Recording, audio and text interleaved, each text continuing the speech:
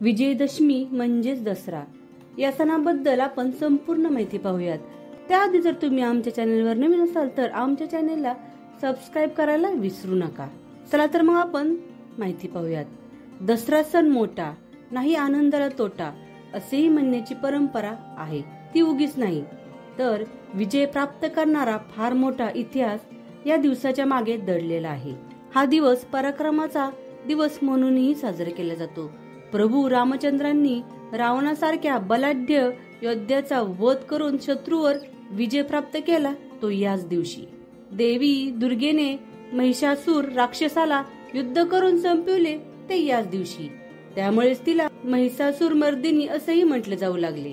या कथांचा इतिहास पाठीमागे असल्याने बरेच राजपूत आणि मराठा योद्धे आपल्या युद्ध मोहिमेचा आजच्या दिवशी शुभारंभ करत असत. अज्ञानावर ज्ञानाने, वैऱ्यावर प्रेमाने आणि शत्रूवर पराक्रम गाजवीत विजय प्राप्त करण्याचा हा दिवस अतिशय शुभ मानला जातो. 3.5 मुहूर्तापैकी एक असा हा दिवस कोणत्याही कार्याचा शुभारंभ करण्याकरिता अत्यंत शुभ मानला जातो. कित्येक लोक या दिवशी नव्या गोष्टींची सुरुवात करतात. नवे वाहन घेतात, वाहनांची पूजा केली जाते, घरं घेतली जातात, शस्त्राची पूजा केली जाते, सरस्वती पूजन याच शुभ मुहूर्तावर करतात. आपल्या महाराष्ट्रात एकमेकांना सोन्याच्या रूपात आपट्याची पानं दिली जातात.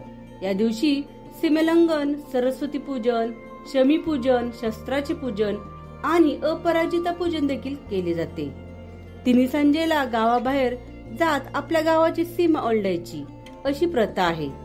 आपट्याचे आणि शमीचे पूजन करायचे, त्या ठिकाणी अष्टदल रेखाटायचे व त्याच्यावर अपराजिता देवीची स्थापना करायची आणि तिला विजयाकरिता वर मागायचा.